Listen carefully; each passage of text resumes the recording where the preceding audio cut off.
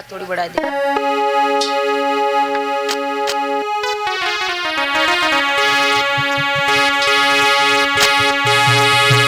कि ब्राह्मण ने कही है गिरधारी, पर मैं कुंदनपुर से आया हूँ।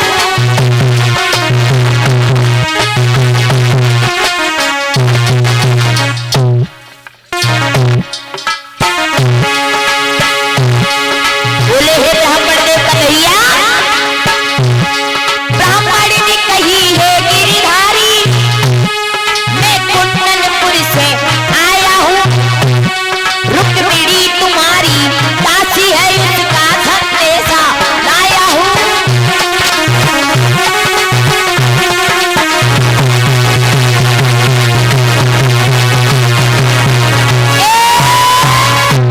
ब्राह्मण देव ने कहा कन्हैया, हम कुंदनपुर से आए हैं, तुम्हारी दासी रुक्मिणी है, उसने संदेशा तुम्हारे लिए भिजवाया है। कन्हैया ने कहा कहाँ है वो संदेशा? दे दिया है भगवान के हाथों में। भगवान ने जैसे वो उस पत्र को पढ़ा, कहने लगे कन्हैया ब्राह्मण देव, हाँ उस लड़की से जाकर के बोल देना कि वो अपने भैया के साले के साथ शादी कर ले और चली जाए। ब्राह्मण देव कहने लगे नहीं प्रभु, वो जब तक तुम नहीं जाओगे तब तक उसके साथ नहीं जाएगी। कन्हैया ने बोला मैं नहीं जा पाऊंगा, मुझे समय नहीं है, उससे बोल देना क्या मुझे क्या वो मरवाने के लिए वहां बुलाएगी, मैं नहीं जाऊंगा, अपने भाई के साथ शादी कर ले और चली जाए। ब्राह्मण देव कहने लगे बिल्कुल नहीं जाएगी, अगर तुम नहीं जाओगे तो वो मर जाएगी, तुम्हें जाना होगा। ब्राह्मण देव ने जवाब दिया मैं नहीं जाऊंगा, मुझे जाने का समय नहीं है, और वैसे भी मेरे बड़े भैया बलराम जो है मुझे कहीं जाने भी नहीं देते हैं, इसलिए मैं नहीं जा सकता हूँ। ब्राह्मण देव ने कहा कुछ भी करना होगा प्रभु, तुम्हें जाना जरूर होगा। आज उसी समय कन्हैया कहने लगे हे ब्राह्मण देव, अगर ऐसी बात है तो ठीक है, हम चलेंगे, तुम्हारे साथ जरूर चलेंगे, लेकिन एक काम करो। कौन सा? कि तुम बूढ़े हो, देखने में बहुत ही कमजोर हो, अब तुम ऐसा करो, यहाँ से चलने के लिए भैया से कहो कि हमें अब जाने दीजिए। जब तुम जाओगे थोड़ी दूर चल करके बैठ जाना, खांस लेना, और भैया समझेंगे कि तुम परेशान हो तो भैया तुम्हें भेजने के लिए हमें तुम्हारे साथ भेजेंगे, इधर से हम तुम्हें छोड़ने चलेंगे, उधर से रुक्मिणी को लेकर के चले आएंगे। बताओ कैसी रही? बोले बहुत अच्छी। आज उसी समय ब्राह्मण देव कहने लगे ठीक है। खड़े हो गए हैं ब्राह्मण देव और कहा है कि अब हमें विदा कीजिए, अब हम जाने वाले हैं, हमारे पास ज्यादा समय नहीं है। तो आज सभी यादव लोग खड़े हो जाते हैं ब्राह्मण देव को विदा करने के लिए। कैसे विदा कर रहे हैं? ब्राह्मण देव ने कहा है कि आज्ञा हमको दे दीजिए और हम अपने घर को जाते हैं। सोई यादव लोग खड़े हो खड़े ब्राह्मण को विदा कराते हैं।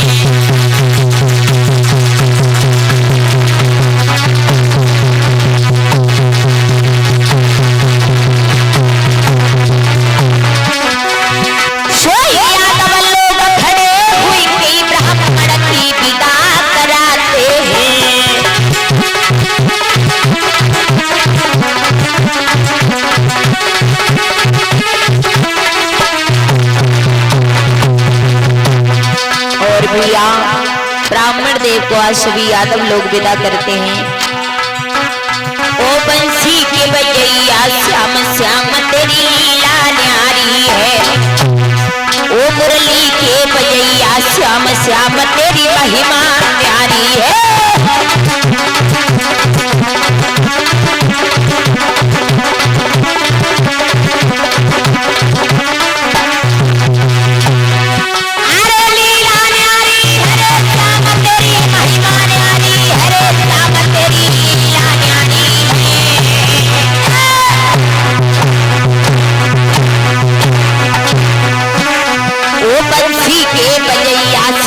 श्याम तेरी महिमा न्यारी है।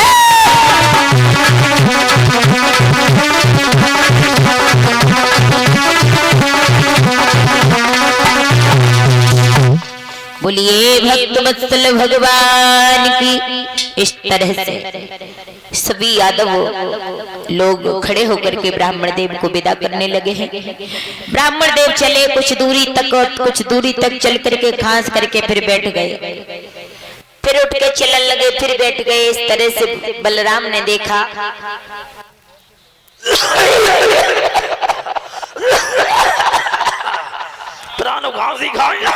ब्राह्मण देव बहुत ही परेशान लग रहे हैं। ऐसा लग रहा है कुछ ही देर में लुढ़कने वाले हैं। कोरोना में खांसी है गई है। आज फिर चले थोड़ी दूर तक, फिर कांसल लगे। बलराम ने कही है कन्हैया से, कन्हैया ऐसा लग रहा है कि ब्राह्मण देव बहुत ही ज्यादा परेशान दिखाई दे रहे हैं। भगवान कन्हैया कहने लगे भैया लग तो ऐसा ही रहा है, लेकिन करना क्या चाहिए। बलराम ने जवाब दिया है कन्हैया ऐसा करो कि अगर ब्राह्मण देव कहीं मर गए तो ब्रह्म हत्या लग जाएगी, ब्राह्मण देव नहीं जा पाएंगे यहाँ से। तुम ऐसा करो, उड़ने घोड़ों वाला जो रथ है उसे लेकर के जाओ, ब्राह्मण देव को बैठाल करके और जल्दी से छोड़ करके वापस तुरंत ही चले आना, कहीं रुकना मत। कन्हैया कहने लगे बस बस कन्हैया, हम कहीं भैया कहीं नहीं रुकेंगे, हम जैसे जा रहे हैं वैसे लौट आएंगे। आज उसी तरह से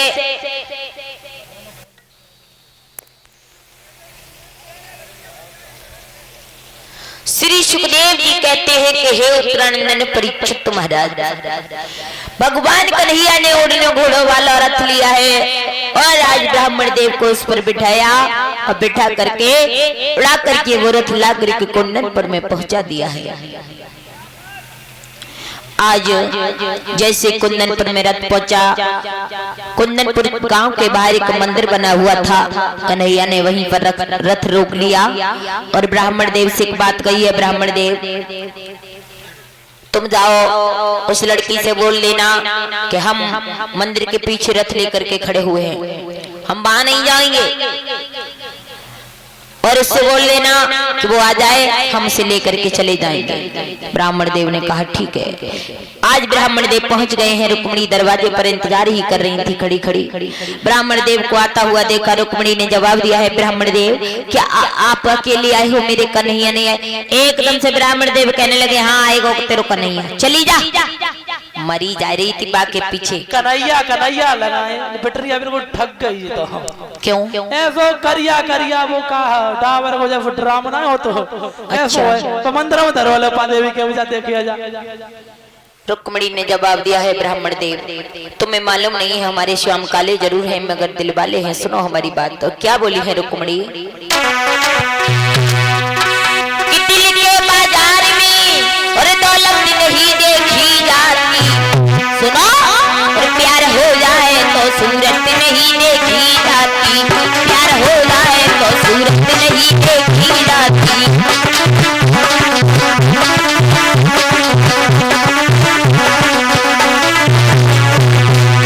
बोली है रुक्मिणी कन्हैया के बारे में समझाते हुए ब्राह्मण देव, प्रेमी लोग तो इस प्रण पे जिया करते, प्रण पे जिया करते, प्रेम के नाम पर जो प्राण दिया करते हैं, प्रेम के नाम पर जो प्राण दिया करते हैं।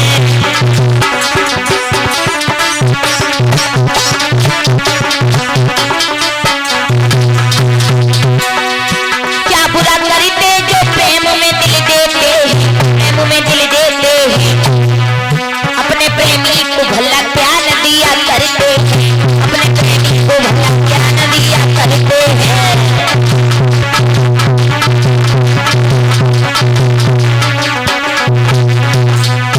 और रुक्मिणी ने जवाब दिया है कन्हैया, अरे प्रेम बुरी जंजीर वीर जय झूठ मती जानो,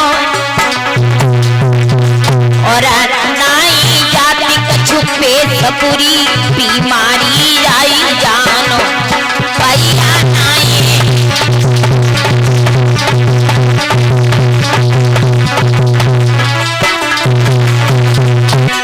अरे हमेशा दिल पे दिल धड़के। देखिए प्रेम हर तरीके का होता है, माँ बेटे से प्रेम करती है, बेटा माँ से प्रेम करता है, भाई बहन से, बहन भाई से, इसलिए हर तरीके का प्रेम होता है। कहा गया है क्या, अरे हमेशा दिल पे दिल धड़के और बुद्धि करे नहीं काम कले जो बिन प्रभु तड़पे, भैया बुद्धि करे नहीं काम कले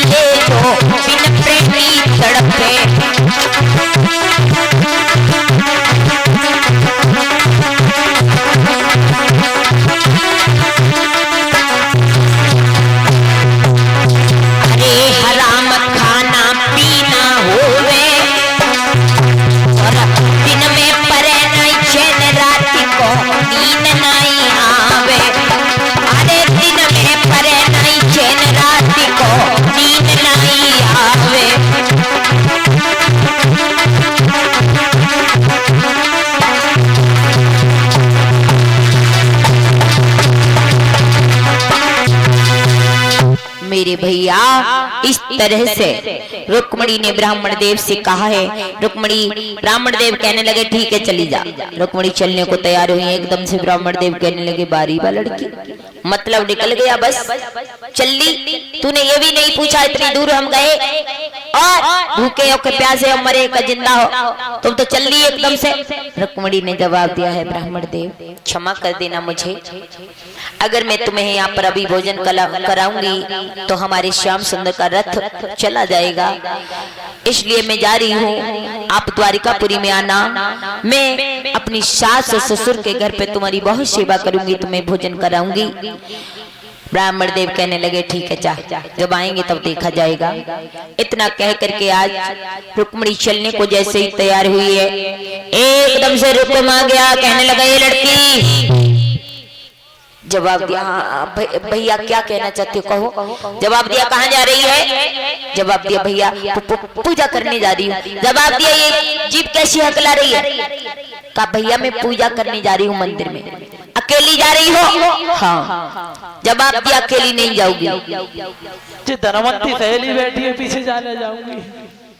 अकेली नहीं जाऊंगी। कहा कि आज तेरी शादी है अकेली नहीं जाएगी, तेरे हाथ में कंगन बंधा हुआ है, हल्दी शरीर पर चढ़ी है, इसलिए अकेली अच्छा जाना अच्छा नहीं होगा।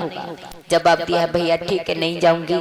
7 की लड़कियों को आज रुक्मणी ने रुक्मणी के साथ कर दिया है और आज रुक्मणी 7 की सहेलियों को लेकर के मंदिर की तरफ जैसे ही चली है, रुक्मणी सोचती जा रही है भगवान न जाने क्या होने वाला है। भगवान कन्हैया हमें पहचानेंगे कि नहीं पहचानेंगे, हमारे धोखे कुंवार और न चले जा में श्याम। अब इधर कन्हैया ने जैसे ही लड़कियों की टोली आती वही देखी, कन्हैया सोचने लगे वारे वाह ब्राह्मण देव, हमने तो एक लड़की के लिए कहो तो बिन्ने तो डोरी लगाई के फेंक दी, माल लाए नहीं बनाई दी एक गाय से। अब बताओ जामे हम कौन सी को ले जाए कौन सी को छोड़ दें। श्याम सुंदर भी चक्कर में फंस गए। रुक्मणी सोचने लगी ऐसे काम नहीं चलेगा, कन्हैया कहीं हमारे धोखे किसी और लड़की को नहीं ले जाए। इसलिए रुक्मणी ने एक उपाय सोचा और अपनी 7 की सहेलियों से कहने लगी रुक्मणी बहन ये किसकी सेना है। हाथ उठा करके वही हाथ उठा दिया जिस हाथ में कंगन बंधा हुआ था। सहेली ने कहा बहन ये सेना दंत वक्र की है। जैसे ही आज वो हाथ कन्हैया ने देखा समझ गए श्याम कि यही रुक्मणी है जिनके हाथ में कंगन बंधा हुआ है। आज धीरे धीरे रुक्मणी पहुंच गई भगवान कन्हैया के पास में। कन्हैया के पास पहुंची है और एकदम से जाकर के जवाब दिया है कन्हैया बोलो तुम आ गए। हाँ आ गई। रुक्मणी कहने लगी श्याम ये आपके हाथों में क्या है। हाथ में है हाँ ये है बांसुरी। बांसुरी जी जी। क्या इसे बजा करके दिखा सकते हो। बिल्कुल नहीं। क्यों। हमने बजाई बफरिया तो चारों तूफान बैठे टोट देंगे बफरिया, इसलिए नहीं बजी। तो दिखा तो सकते हो। बिल्कुल नहीं, हमने जिसे भी दिखाई उसने चुराने की सोची। क्यों। नहीं इसका कारण क्या है जो चुराने की सोची। हमारी बांसुरी ऐसी है। अच्छा तो दिखा दो, हमें दिखा दीजिए। आगे हाथ बढ़ाओ। आज मेरी माताओं जैसे दिखाने के लिए कहा तो बताया जाता है भगवान कन्हैया ने इस तरह से वंशी को कर दिया। रुक्मणी ने वंशी पकड़ी, आज वंशी के धोखे भगवान ने रुक्मणी का हाथ पकड़ करके खींच करके रथ में बिठा लिया है और लेकर के भगवान कन्हैया वहां से चल देते हैं। और जैसे ही लेकर के चले लड़कियां भागने लगी, चिल्लाने लगी अरे वो छलिया, अरे वो कन्हैया हमारी बहन रुक्मणी को ले गया। आज इस तरह से इधर उधर भागने लगी है। तब तक हुआ है साहब भैया